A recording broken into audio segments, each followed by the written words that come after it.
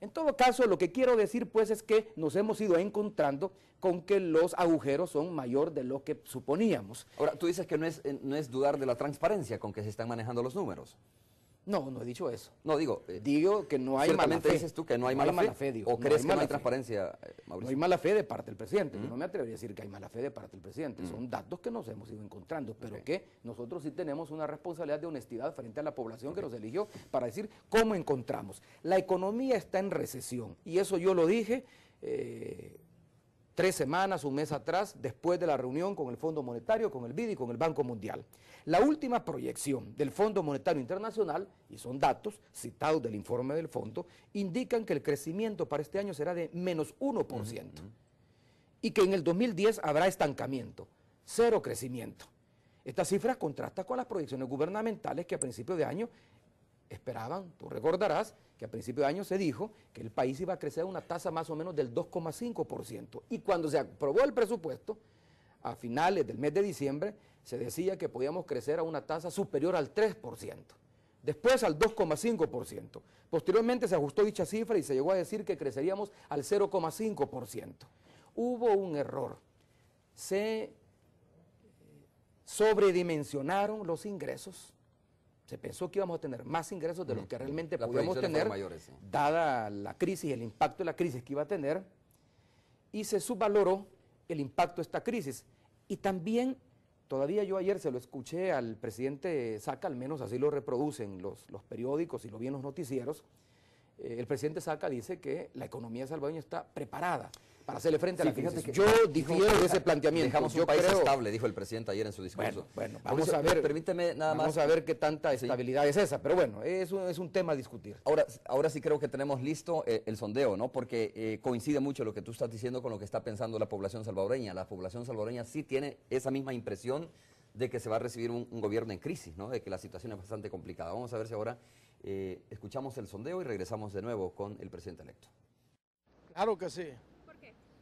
Pues sí, mire, pues cómo están dejando todas las instituciones ahí en quiebra. Desde el punto de vista de los analistas, es una situación mundial, ¿no? Así que no creo que sea nada extraordinario para nuestro medio, ¿verdad? Porque somos una economía bastante débil, no somos un país que produce para exportación, así que es natural que las arcas no le queden rebosando de dinero.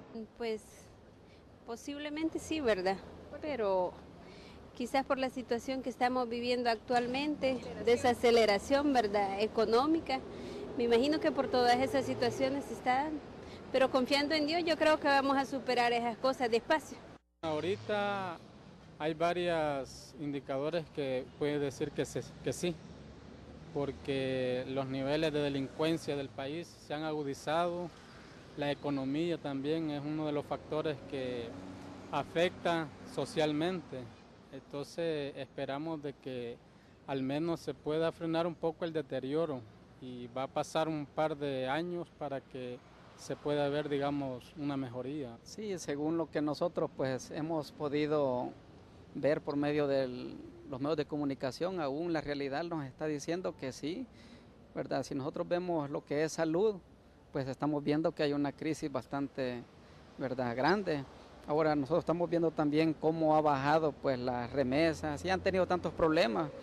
Entonces, en realidad, todo depende que él está recibiendo un gobierno en crisis ya. Yo pienso de que las riquezas se distribuyeron de una manera muy desigual, ¿verdad?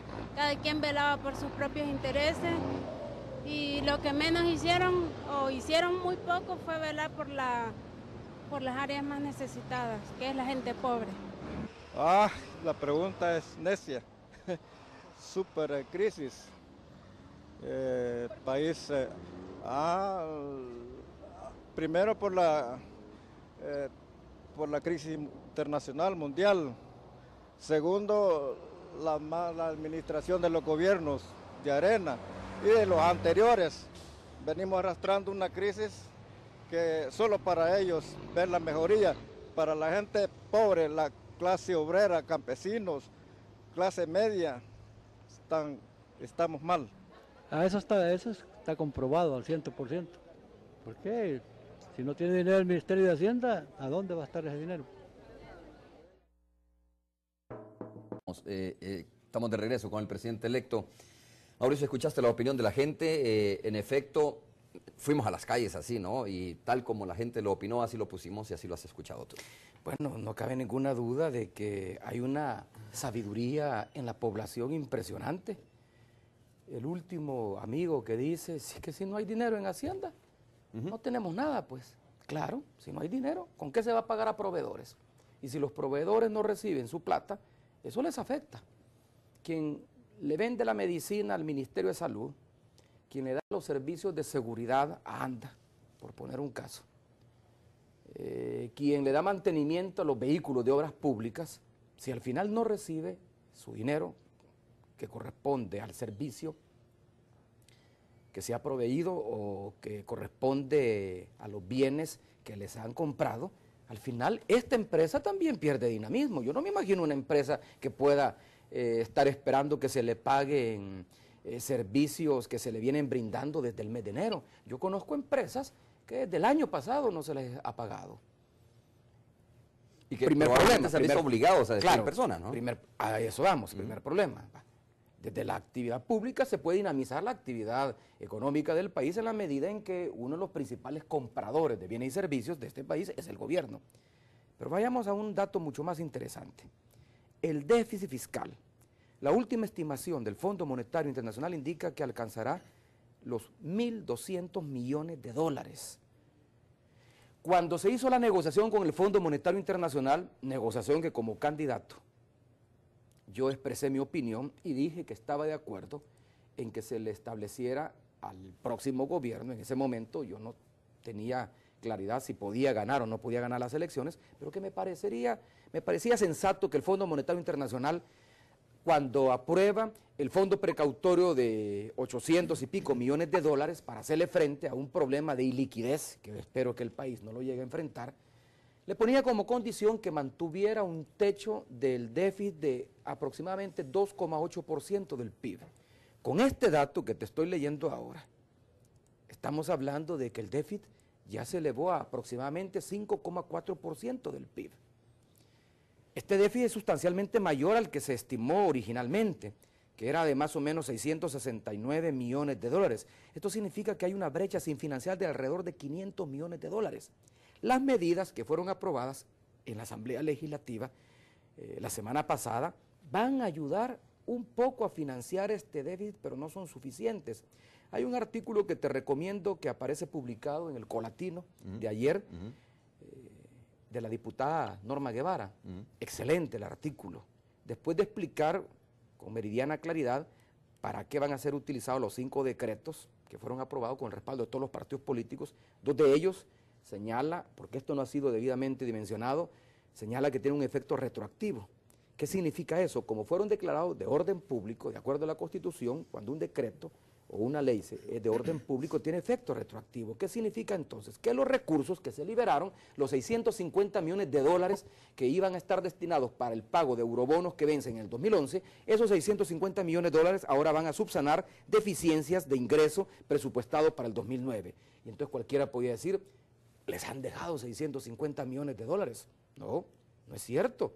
Esto le va a permitir al presidente Saca, al gobierno actual, reponer, como lo dice Norma, fondos ajenos que quizás se han utilizado ya para gasto corriente y además le va a permitir al gobierno del presidente Saca solventar deudas atrasadas.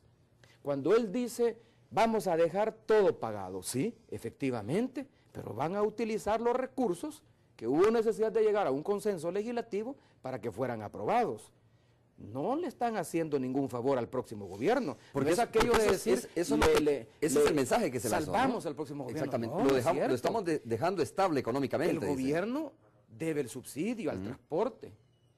Tendrá que ser mi gobierno el que decidirá si lo mantiene o no lo mantiene.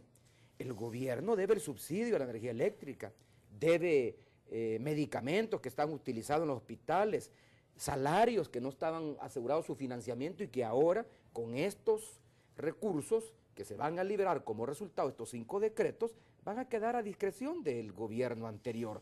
De tal manera que lo que sí está claro que con estos recursos reorientados, esto no representa ninguna liquidez.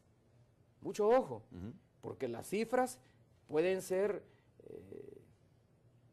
mal utilizadas y dar la ilusión de que el próximo gobierno entra bien. No es que porque se han aprobado recursos que más o menos totalizan los 2.700 millones de dólares, entonces el próximo gobierno tiene 2.700 millones de dólares en caja que lo puede utilizar para lo que quiera. Eso es lo que iba a decir, que da la impresión, ha dado la impresión realmente de que esa es la plata que le queda al próximo gobierno para poder enfrentar las obligaciones inmediatas.